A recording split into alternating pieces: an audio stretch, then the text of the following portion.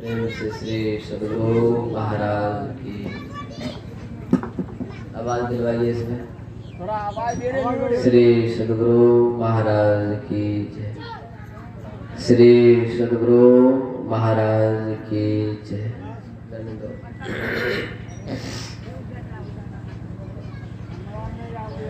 नमो नमो सद्गुरु नमो। जाशम को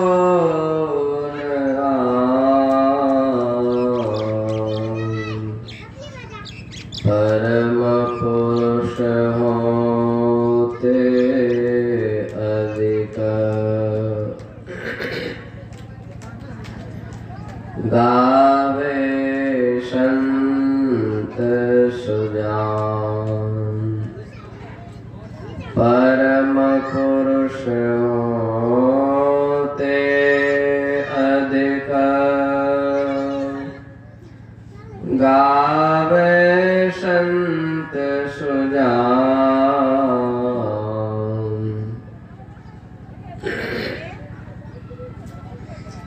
कण कण में सर्वत्र विराजमान परम आराध्य सद्गुरु महाराज के युगल पाद पद्मों में कोटि कोटि नमन। सत्संग में आए हुए सत्संग से नहीं बंधुओं, माताओं एवं धर्मशिला भक्तिमती बहनों, आप सबों को भी प्रणाम। बच्चा सब हटाइए, यहाँ से थोड़ा हल्ला करता है।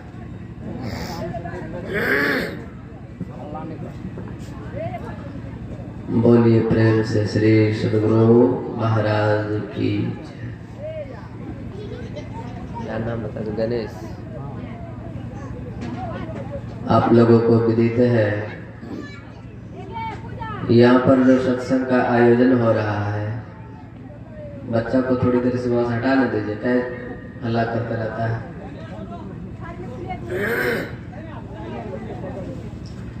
बोलिए श्री सद्गुरु महाराज की जय। यह सत्संग जो हो रहा है, हमारे पूज्य गणेश बाबू जो है, जो डेट की है, उनका कौन था? पिताश्री है ना। पूज्य गणेश बाबू के पूज्य पिताश्री इस संसार में नहीं रहे। उन्हीं के पुण्यतिथि के उपलक्ष्य पर यह सत्संग का आयोजन जो है रखा गया है। हम संसार के लोग कुछ भी कार्य करते हैं, उस कार्य को करने से पहले कोई न कोई शुभ कार्य को करते हुए उस कार्य को आगे बढ़ाते हैं। जैसे घर बनाए, अब घर में हमको रहना है तो पहले क्या करते हैं? गृह प्रवेश करवाते हैं, या फिर सत्संग करवा करके उसमें प्रवेश करते हैं। विवाह भी होता है तो विवाह से पूर्व सत्संग करवाते हैं। बच्चे का जन्म हुआ, उसमें सत्संग करवाते हैं। आदमी मर गया, उसमें सत्संग करवाते हैं। हम बिहार और झारखंड के लोगों को सत्संग से इतना लगाव है कि कहने की बात नहीं। गोड्डा जिला गए सत्संग करने के लिए एक बार, तो वहां पर जो सत्संग हो रहा था, तो आयोजनकर्ता से पूछा गया कि सत्संग किस उपलक्ष्य में हो रहा है। तो वह आयोजनकर्ता कहता है कि महाराज जी, मैं अपना मकान बेच रहा हूँ, उसी के खुशी में मैं सत्संग का आयोजन रखा हूँ। अब देखिए, हम बिहार और झारखंड के लोग जो हैं, इनको सत्संग से कितना लगाव है। मकान बेच रहा है, उसमें भी सत्संग का आयोजन करा रहा है। तो हम लोगों को सत्संग से बहुत लगाव है और होना भी चाहिए, है कि नहीं? तो सत्संग हम लोग क्यों करते हैं? अभी हम आप लोग पाठ में सुन रहे थे कि सुनी समुझे जन मुदित मना, मज्जहि अति अनुराग, लहई चारे फल असत तनो, साधु समाजो पर्याग। अभी जो पाठ हुआ है उसका विषय बना है 3 गो। एक तो सुनने का महत्व, दूसरा सत्संग का महत्व, और तीसरा जो है संतों का महत्व। संत जो है इस संसार में कैसे होते हैं, कैसे रहते हैं, कैसे जीते हैं, कैसे चलते फिरते हैं, किसके साथ किस तरह का बर्ताव करते हैं कि नहीं। 3 विषय का भी पाठ हुआ है। तो अभी हम आप लोग सुन रहे थे कि सुनी समुझई जन मुदित मन, मज्जहि अति अनुराग, लहई चारि फल अचत तनु, साधु समाजो पर्याग। जो सत्संग में आकर के संत महापुरुषों के वचनों को आनंद मन से सुनकर समझते हैं, उसे जीवन में उतारते हैं, उस पर चलते हैं, तो कहते हैं गोस्वामी तुलसीदास जी महाराज, उसे शरीर रहते 4 फलों की प्राप्ति होती है कि नहीं महाराज जी? 4 फलों की प्राप्ति होती है। क्या आप लोगों को विश्वास होता है कि होता होगा? शरीर रहते 4 फलों की प्राप्ति होती है। वह 4 फल क्या है? तो कहते हैं गोस्वामी तुलसीदास जी महाराज, अर्थ, धर्म, काम और मोक्ष। ये आपको शरीर रहते मिल जाएगा। करना क्या पड़ेगा इसके लिए? सत्संग में जाकर के सत्संग को मनोयोग पूर्वक सुनना पड़ेगा। सिर्फ सुनने का महत्व देखिए कितना है। जब तक सुनेंगे नहीं तो समझेंगे कहाँ से, और जब तक समझेंगे नहीं तो करेंगे कहाँ से, और जब तक करेंगे नहीं तो पाएंगे कहाँ से।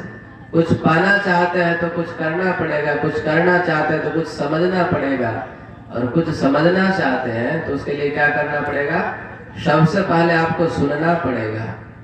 तो सुनने का ये महत्व है कि आपको शरीर रहते 4 फलों की प्राप्ति हो जाएगी। तो आप लोगों के मन में विचार उत्पन्न होगा,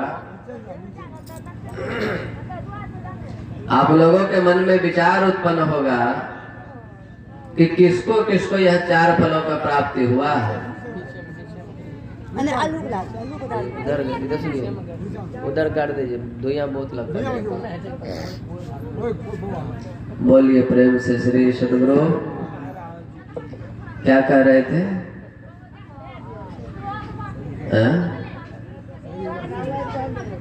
वक्ता गया का सुनता गया पानी में बहा, है कि नहीं?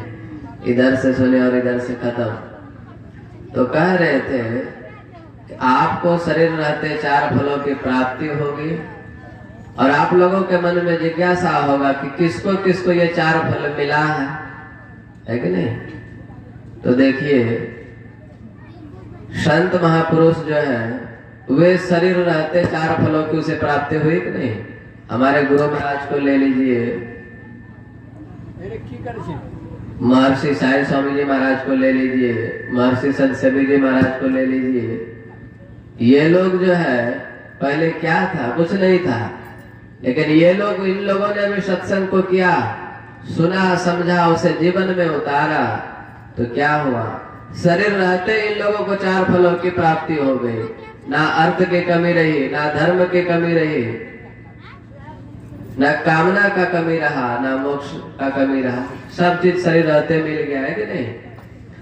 तो कहते हैं और किसको किसको मिला है, बहुत सारा उदाहरण दिया गया है। तो ये सुनने से सिर्फ जो है 4 फलों की प्राप्ति होती है, और वो भी देने में देर नहीं करते हैं। ईश्वर परमात्मा जो है वो देने में देर नहीं करते हैं। सुनने में हम आप लोग भले ही देर कर सकते हैं, समझने में देर कर सकते हैं, लेकिन ईश्वर परमात्मा जो है वह देने में विलंब नहीं करते हैं, वह तत्काल फल देते हैं। मज्जन फल देखिए तत्काला, काक होई पिक बकौ मराला। वर्णित तीर्थराज में स्नान करने का फल तत्काल देखने में आता है। आवाज को थोड़ा डाउन करो जी, सीट उठाता है।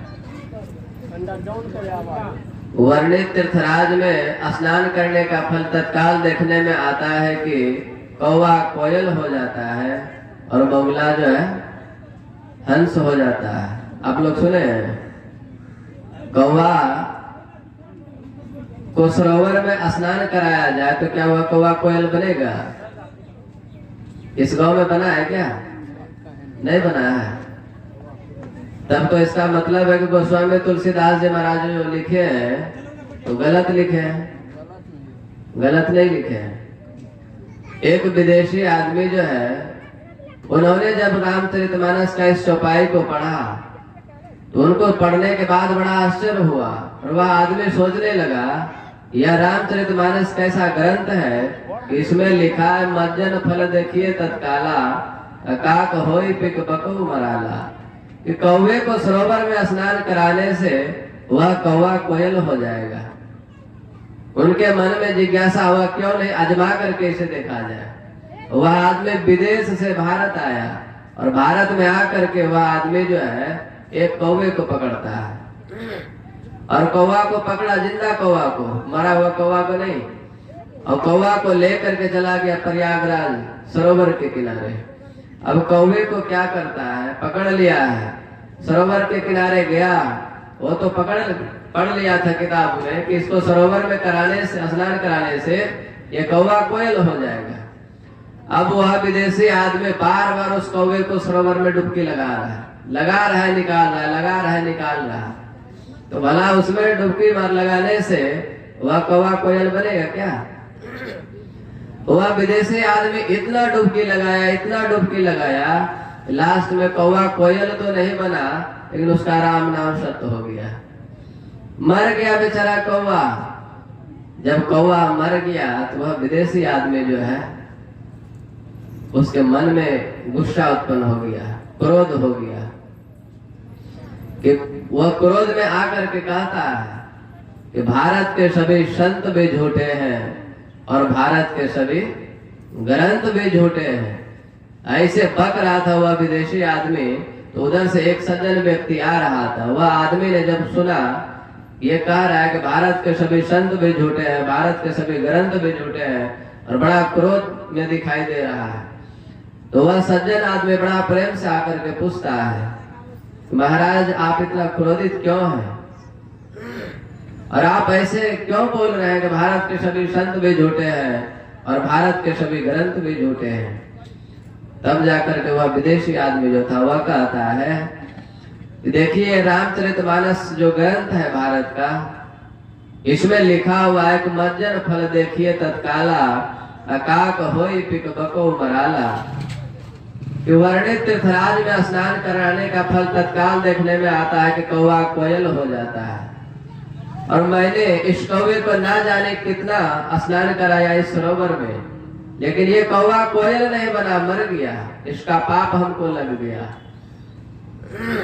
वह आदमी जो है इस चौपाई को पढ़ लिया था, लेकिन पढ़ने से सिर्फ नहीं होता है, उसको गढ़ना भी पड़ता है कि नहीं? आप पढ़ लीजिए, उसको गढ़िए नहीं, उस पर मनन नहीं कीजिए, चिंतन नहीं कीजिए, तो उसका लाभ आप जो है सो नहीं ले पाएंगे, उसका जो सार ज्ञान है उसको आप नहीं समझ पाएंगे। बाबा कबीर साहब का वचन है ना, बाबा कबीर साहब कहते हैं कि एक चींटी के थूके से बन गए नदी हजार। चींटी को देखे आप लोग? चींटी को थूकते हुए देखे हैं?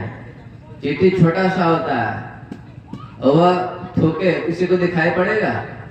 तो बाबा कबीर कहते हैं एक चींटी के थूके से बन गए नदी हजार। अब एक चींटी थूकेगा उससे हजारों नदी उत्पन्न हो जाएगा, ये कैसी विचित्र बात है। तो कहने का मतलब यह है कि एक संत देखिए बिहार में उत्पन्न हो गए सदगुरु महर्षि में ही, तो आज इनके हजारों लाखों अनुयायी है कि नहीं? करोड़ों, हजारों की तो बात थोड़ी करोड़ों में होगा। तो यही है, एक संत हुए, उन्होंने थूका, उससे हजारों करोड़ों नदियां बहने लगा, है कि नहीं? तो एक चींटी के थूके से बन गए नदी हजार, अब पापी नर की पार उतर गए, धर्मो डूबे मझधार। यहाँ देखिए कैसे विचित्र बात कर रहे हैं गोस्वामी तुलसीदास। बाबा कबीर साहब जो है कहते पापी नर की पार उतर गए। जो पापी आदमी है, जो नरकी आदमी, जो दुराचारी आदमी है, वह भवसागर से पार उतर गया। लेकिन और आगे क्या कहते हैं? धर्मो डूबे मझधार। जो धर्मात्मा है, जो परमात्मा का भक्त है, वह क्या होता है? मझधार में डूब गया। विचित्र बात है कि नहीं? तब तो इसका मतलब है कि पाप कर्म करने से ही अच्छा है कि नहीं? धर्म करेंगे, सत्संग भजन करेंगे तो मलधार में डूब करके मर जाएंगे, और पाप कर्म करेंगे तो भवसागर से तर जाएंगे। तो आप लोग क्या करना चाहेंगे? यहाँ पर कह रहे हैं पापी नर के पार उतर गए, धर्मो डूबे मझधार। हम लोग जो किसी ग्रंथ को पढ़ना चालू करते हैं, जैसे रामचरितमानस को ले लीजिए, बाल कांड से पढ़ना प्रारंभ किए और उत्तर कांड में ले जा करके खत्म कर दिए, लेकिन कुछ समझे ही नहीं, है कि नहीं? तो वही कहते हैं पापी नर के पार उतर गए। हम लोग पढ़ना इधर से प्रारंभ किया और उस पार में जाकर के खत्म हो गए, पार उतर गए, लेकिन कुछ समझे ही नहीं। लेकिन हमारे सदगुरु महर्षि में परमहंस जी महाराज जो है, उन्होंने एक ही चौपाई को पढ़ा, देह धरे करिया फल भाई, भजिए राम सब काम बिहाई। गुरु महाराज एक ही चौपाई पढ़े और उसी में ऐसे डूब गए कि संसार में देखिए कितने बड़े संत बन गए, है कि नहीं? इसके लिए सिर्फ पढ़ने से नहीं होता है, उसको गढ़ना भी पड़ता है। वह विदेशी आदमी जो था, उन्होंने इस चौपाई को पढ़ तो लिया था, लेकिन गढ़ा नहीं था। वह गढ़ लेता तो शायद उसे इतनी परेशानी नहीं होती। वह विदेश से उसे भारत नहीं आना पड़ता अजमाने के लिए। तब वह सज्जन आदमी कहता है कि महाराज आप पढ़ तो लिए, लेकिन इसको गढ़े नहीं, समझ नहीं पाए। गोस्वामी तुलसीदास जी महाराज क्या कहते हैं? तब वह सज्जन आदमी समझाता है कि इसका मतलब यही होता है, संसार के जो पापी आदमी हैं, जो दुराचारी आदमी है, जो रात दिन पाप कर्म में लगा हुआ है, उसे पाप के अलावा और कुछ दिखाई नहीं पड़ रहा है। वह आदमी भी अगर यदि सत्संग में आवे, सत्संग को थोड़ा थोड़ा ही सुने समझे, उसे जीवन में उतारे, तो वह आदमी का चाल व्यवहार बोली स्वभाव सब जो है वह बदल जाएगा, है कि नहीं? उसका आवाज जो है सो वह मधुर हो जाएगा, कोयल के तरह एकदम से। जो आदमी कर्कश के तरह बोलता है, कौवा की तरह उसका आवाज एकदम से कड़ा लगता है, वह आदमी भी अगर यदि सत्संग को सुने तो उसका भी वह आवाज बदल करके धीरे धीरे कोयल के समान मीठा हो जाएगा। देखिए कौवा भी काला रहता है और कोयल भी काला ही रहता है, दोनों में अंतर नहीं है। लेकिन कौवा को लोग पसंद नहीं करते हैं और कोयल को सब कोई पसंद करते हैं। क्यों? क्योंकि कोयल का आवाज बड़ा मीठा होता है और कौवा का आवाज जो है वह मीठा नहीं होता है। इसलिए कौवा रूपी आदमी भी अगर यदि सत्संग में आवे तो वह भी कोयल बन जाएगा। ये सत्संग का महत्व है। और उसके आगे लिखते हैं, सुनि आचरज करे जन कोई, असत संगति महिमा नहीं कोई। यह सुनकर के किसी को आश्चर्य न करना चाहिए कि सत्संग की महिमा, क्या लिखे हैं? यह सुनकर के किसी को आश्चर्य नहीं करना चाहिए कि सत्संग की महिमा छिपी हुई नहीं है। सत्संग का महिमा तो महान है और संसार में देखिए सत्संग से बढ़कर के कुछ भी नहीं है। सत्संग सिर्फ सार है, बाकी सब क्या है? असार है। हमारे ब्रह्मानंद जी महाराज कहते हैं, सत्संगत जग सार साधो, सत्संगत जग सार रे। ये संसार में कुछ भी सार है तो वो मात्र सत्संग है, और बाकी सब चीज जो है सब चीज असार है, कोई भी सार नहीं है। इसलिए सबों को सत्संग करना चाहिए। और ये श्राद्ध के उपलक्ष्य में सत्संग क्यों कराना चाहिए? अभी जो आप लोग सत्संग यहाँ पर सुन रहे हैं और ये जिसके निमित्त सत्संग हो रहा है,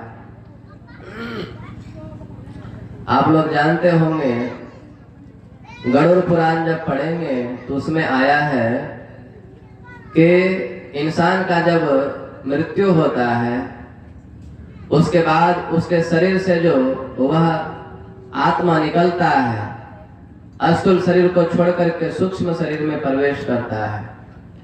और वह सूक्ष्म शरीर जो है वह कैसा शरीर होता है।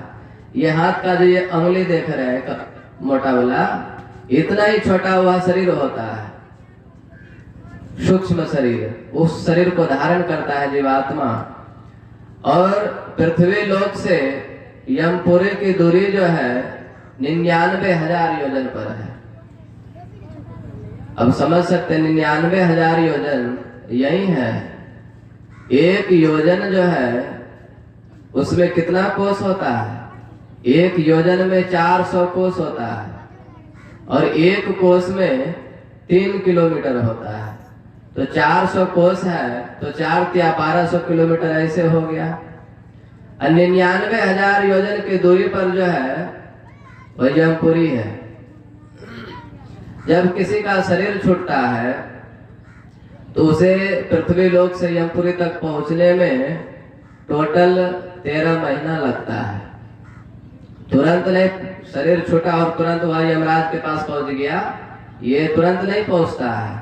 उसे टोटल 13 महीना जाने में लगता है। इसलिए हम आप लोग जो है सो क्या करते हैं, 13 दिन तक उसका क्रियाकर्म करते हैं। अब 13 दिन तक क्यों करते हैं? और ऐसा भी शास्त्रों में वर्णन है कि पहला दिन जो है सो एक ब्राह्मण को बुला करके भोजन खिलाना चाहिए, दूसरा दिन 2 ब्राह्मणों को बुला करके भोजन खिलाना चाहिए और तीसरा दिन 3 ब्राह्मणों को बुला करके भोजन कराना चाहिए। ऐसे कर्म से 13 दिन तक जो है सो बढ़ते जाए और 13वां दिन जो है 13 ब्राह्मणों को बुला करके भोजन खिलाना चाहिए। तो 13 ब्राह्मणों को भोजन क्यों खिलाना चाहिए? 13 ब्राह्मणों को भोजन इसके लिए खिलाना चाहिए, वह ब्राह्मण जो आपके घर में भोजन करेगा वह भोजन किसके निमित्त वह कर रहा है? वह जो जीवात्मा मर गया है उसके लिए, है कि नहीं? वह ब्राह्मण अगर यदि भोजन एक दिन करेगा, वह जो आपका पूर्वज मर करके गया है उसे जो 13 महीना जो जाने में यहाँ से यमपुरी तक लगता है समय, एक ब्राह्मण अगर यदि भोजन कर लेता है तो उसका 1 महीने का कोटा जो है फुल हो जाता है। जैसे हम आप लोग ट्रेन में सफर करते हैं ना, 2 दिन 4 दिन अगर ट्रेन में सफर करना है तो पहले से बांध छीन करके ले लेते हैं, उसके बाद सफर करते हैं ताकि ट्रेन में कुछ खरीदना नहीं पड़े कि नहीं, भूख प्यास नहीं सतावे। उसी प्रकार जब जीवात्मा इस शरीर से निकलता है उसे 13 महीने जाने में लगता है। अब रास्ते में 13 महीने तक जो सफर करेगा वह रास्ते सफर करने के समय में भूख तो लगेगा, प्यास तो लगेगा, नींद तो लगेगा, है कि नहीं? अब जब वहां पर भूख लगेगा, प्यास लगेगा तो वह खाएगा क्या, वह पिएगा क्या? उसके लिए उसके जो बच्चे पुत्र घर पर है वे लोग क्या करते हैं, ब्राह्मणों को बुला बुला करके भोजन खिलाते हैं। क्यों? एक ब्राह्मण भोजन खा लिया तो आपका पूर्वज जो मर करके गया उसका 1 महीने का कोटा फुल हो गया। उसको 1 महीने तक भूख नहीं लगेगा, प्यास नहीं लगेगा, बल्कि ब्राह्मण होना चाहिए। और अन्य आदमी को अगर यदि खिला दिए ब्राह्मण समझ करके तो वह लाभ जो है उसको नहीं मिलेगा।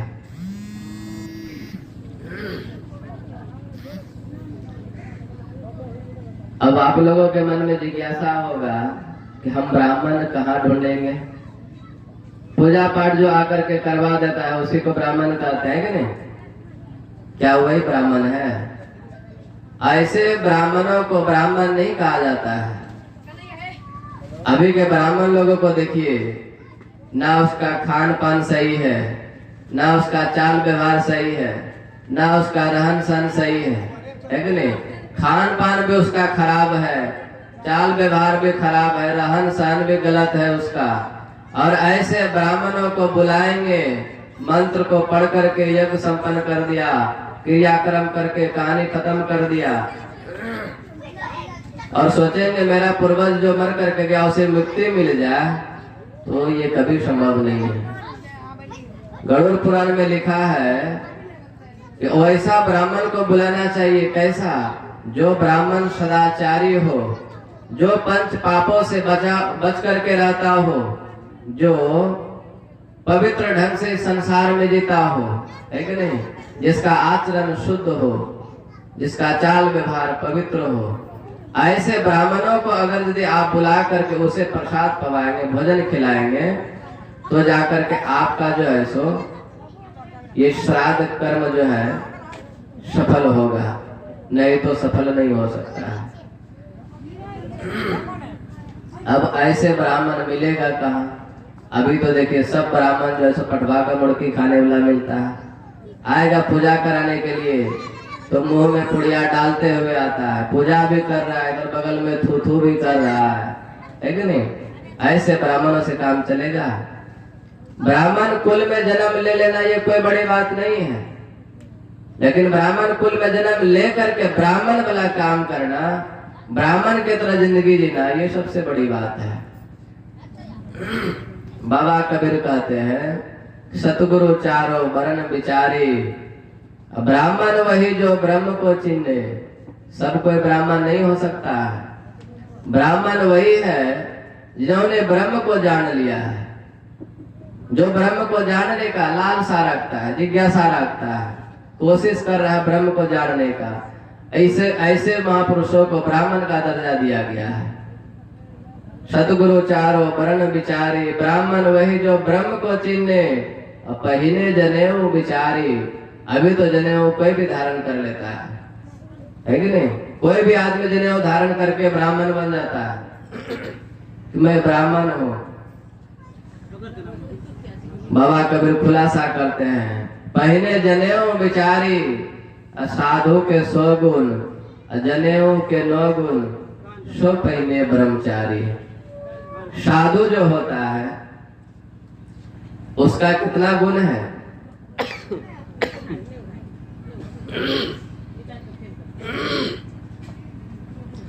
बाबा कबीर कहते हैं साधु के 100 गुण, जनेऊ के 9 गुण।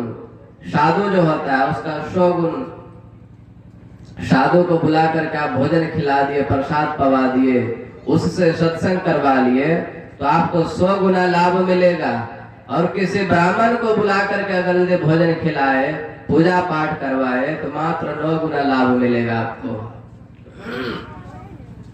कोई आदमी कोई कार्य करता है, कोई काम करता है, उसे सबसे ज्यादा जहाँ अधिक लाभ होता है वही न जाता है। जहाँ काम लाभ होगा वहां जाएगा कोई क्या? तो हम संसार के लोग देखिए इतने मूर्ख हैं, इतने गधे हैं कि जहां पर हमको कम मिल रहा है वहीं दरवन देते देते जा रहे हैं, और जहां पर ज्यादा लाभ हो रहा है वहां नहीं जा रहा है। साधु के 100 गुण, जनेऊ के 9 गुण, सो पहिने ब्रह्मचारी। इसके लिए सबों को संत महापुरुषों को बुला करके प्रसाद पवाना चाहिए, खिलाना चाहिए। ऐसे को अभी को कह दे दियो। बोलिए प्रेम से श्री सद्गुरु महाराज की जय। आवाज ही गड़बड़ा दिया। बोलिए प्रेम से श्री सद्गुरु महाराज की जय। ऐसे संत महापुरुषों को बुला करके सत्संग भजन करवाना चाहिए, है कि नहीं? ये सत्संग ही इसको खत्म कीजिए ना, इसको क्यों दिए? बोलिए प्रेम से श्री सद्गुरु।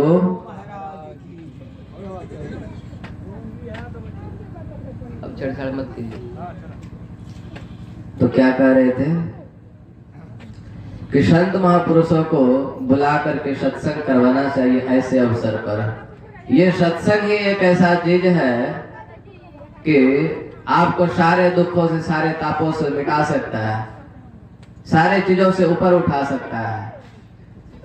गोस्वामी तुलसीदास जी महाराज खुलासा करते हैं ये सत्संग से क्या क्या चीज मिलता है, क्या क्या लाभ होता है।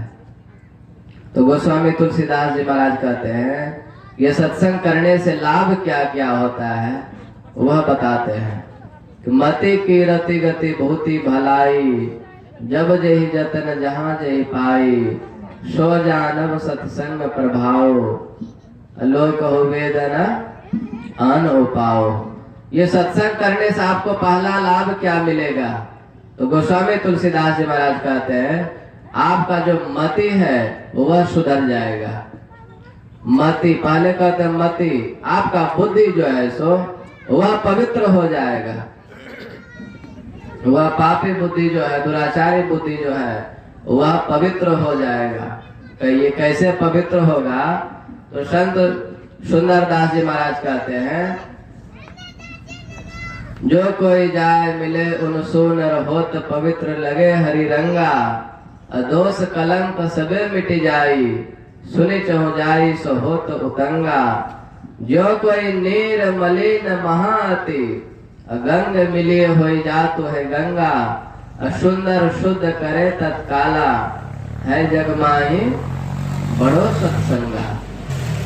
कहते हैं जो कोई नीर मलिन महाअति, नीर मतलब पानी जो है, आप लोग बड़े बड़े शहर में जब जाकर के देखेंगे रोड के बीचों बीच में नाला रहता है, गटर रहता है, और रोड के दोनों साइड में जो घर होता है वह घर का जो गटर होता है उसका गटर का पानी जो है उस नाले में आता है। वह गंदा पानी जो है उस नाले में आकर के गिरता है। वह नाला का कनेक्शन कहाँ रहता है? जाकर के गंगा जी में मिला हुआ रहता है। वह दोनों साइड से गंदा पानी आकर के नाले में गिरता है। वह नाले का पानी बहते बहते बहते बहते धीरे धीरे गंगा जी पहुंचता है। और गंगा जी जैसे पहुंचता है, गंगा जी में जैसे प्रवेश करता है तो 2 से 4 मिनट में वह गंदा पानी क्या हो जाता है? गंगा जी में मिलकर के एकदम से स्वच्छ गंगा जल बन जाता है कि नहीं? जो कोई जाए मिले उन सुनर होत पवित्र लगे हरि रंगा, दोष कलंक सबे मिट जाए सुने चो जाए सो होत उतंगा। जो कोई नीर मलिन महाअति, वो कितना गंदा नीर था पानी। जो कोई नीर मलिन महाअति गंग मिलिए हो जातु है गंगा, वह गंगा जी में मिलकर के गंगा जल बन गया। और सुंदर शुद्ध करे तत्काला है जग माही बड़ो सत्संगा। वैसी उसी प्रकार जो है संसार के पापी से पापी मनुष्य भी, दुराचारी से दुराचारी मनुष्य भी, वह भी अगर यदि सत्संग में आवे, सत्संग को सुने समझे, जीवन में उतारे, तो जैसे वह गंदा पानी गंगा जी में मिलकर के गंगा जल बन जाता है, उसी प्रकार वह पापी आदमी का बुद्धि भी सुधर करके एकदम पवित्र हो जाएगा, स्वच्छ हो जाएगा, गंगा जल की तरह पवित्र हो जाएगा। संसार में उसकी कृति फैल जाएगी। वही गोस्वामी तुलसीदास जी महाराज कहते हैं कि सत्संग करने से सबसे पहले आपको क्या मिलेगा? तो कहते हैं मति, आपकी मति जो है वह पवित्र हो जाएगा। मति आपका सुधर गया तो उसके बाद क्या होगा? कीर्ति। किसी का मति बढ़िया हो जाए तो क्या होगा? वह पवित्र पवित्र कर्म करेगा, सुंदर कर्म करेगा, बढ़िया कर्म करेगा, है कि नहीं? तो उससे क्या होगा? संसार में उसका कीर्ति फैलेगा, उसका यश फैलेगा, है कि नहीं? मति कीर्ति ये सत्संग से मिल रहा है। मति कीर्ति गति, उसके बाद कहते हैं आपकी अच्छी गति भी हो जाएगी। अर्थात आप मर करके जब जाएंगे तो आपको इधर उधर भटकना नहीं पड़ेगा, अच्छी गति हो जाएगी आपकी। नरक नहीं जाना पड़ेगा, नरक का दरवाजा नहीं देखना पड़ेगा। गोस्वामी तुलसीदास जी महाराज कह रहे हैं ये सत्संग से होता है लाभ। मति कीर्ति गति, भूति भलाई, भूतकाल और भविष्य काल आपका जो है वह दोनों बन जाएगा। किससे? सत्संग से। इसलिए कहते बिनु सत्संग विवेक न होई, राम कृपा बिनु सुलभ न सोई। ये सत्संग के अलावा आप भटमन करते रहिए, भटकते रह जाइए, कहिए कि मेरा उद्धार हो जाए, ये असंभव है, संभव नहीं है। उद्धार पाना चाहते हैं, अपना कल्याण करना चाहते हैं, उसके लिए एक ही चीज मात्र है, क्या सार? सत्संग है कि नहीं? और वह सत्संग जो है सो हम आप लोगों को मिला है, ये कम बड़ी बात नहीं है। 5:30 बज गया है। बोलिए प्रेम से श्री सद्गुरु। तो इसके लिए सबों को सत्संग करना चाहिए, है कि नहीं? और सत्संग करने से कितनाओं का उद्धार हुआ है, कितनाओं का जीवन पवित्र हुआ है। नीच से नीच आदमी भी वह भी सत्संग पा करके कितना ऊपर उठ गया। दासी के नारद, हिरणी के श्रृंगी ऋषि, अंडा से वृंदा, दासी के नारद, हिरणी के श्रृंगी ऋषि, अंडा से वृंदा सुखदेव जी का हाथ है। गागरी से कुंभज, रेणुका से परशुराम, कुलंडू से वाल्मीकि महिमा लखात है। मजगंधा से व्यास, गणिका से वशिष्ठ मुनि, सुदृढ़ से भारद्वाज ब्राह्मण का पदपात है। कहे के सबदास कवि कहाँ लो करो बखान, सत्संग के प्रभाव से शिरोमणि का हाथ है। देखिए ये लोग जो है पहले क्या था, पूज्यपाद स्वामी व्यासानंद जी महाराज कहते हैं ये लोग पहले जानवर था। ये लोग जो है पहले जानवर था, लेकिन ये जानवर भी सत्संग में आया और सत्संग को सुना, समझा, उसे जीवन में उतारा, उस पर चला। ये जानवर से पहले मनुष्य बना और मनुष्य से धीरे धीरे देवता बना और देवता से धीरे धीरे ईश्वर बन गया। कौन कौन अभी नाम सुना है ना, 12-15 आदमी का नाम सुना है, जानवर का नाम सुना है। व्यासानंद जी महाराज कहते ये पहले जानवर था। ये जानवर भी जब इतना महान बन सकता है, हम लोग तो इंसान है कि नहीं। सतगुरु पशु मानुष करे, मानुष ते सिद्ध देव, दादो सिद्ध ते देवता, देव निरंजन होय। सतगुरु के शरण में आप चले आएंगे तो क्या होगा, सतगुरु पशु मानुष करे। ये मानव का जो चोला हम आप लोगों को मिला है, यह मानव का चोला मिलने से सिर्फ हम लोग मानव नहीं बन जाएंगे, मानव वाला कर्म करेंगे तभी हम आप लोग जो है मानव बनेंगे। और यह मानव का चोला पा करके दानव वाला काम करेंगे, राक्षस वाला काम करेंगे तो हम लोग राक्षस कहलाएंगे, है कि नहीं। इसलिए सबों को चाहिए कि मानव का शरीर जो मिला है इसमें मानव वाला कर्म करें तभी मानव कहलाएंगे, अन्यथा दानव हम आप लोग कहलाएंगे। रात में भी सत्संग होगा क्या? यहाँ पर रात में भी सत्संग होगा। अभी तो समय खत्म हो गया, तो आप लोग जो है सो विशेष से विशेष संख्या में रात में आइएगा। अभी थोड़ा सा सत्संग लेट से भी चालू हुआ, रात में आइएगा तो रात में आप लोगों को सुनाएंगे। बोलिए प्रेम से श्री सद्गुरु। कितने बजे से होगा रात में? कितने बजे से सत्संग होगा? क्या बजे यहाँ है, क्या बजे नहीं, क्या बजे से? इनको दीजिए गाने के लिए। हाँ।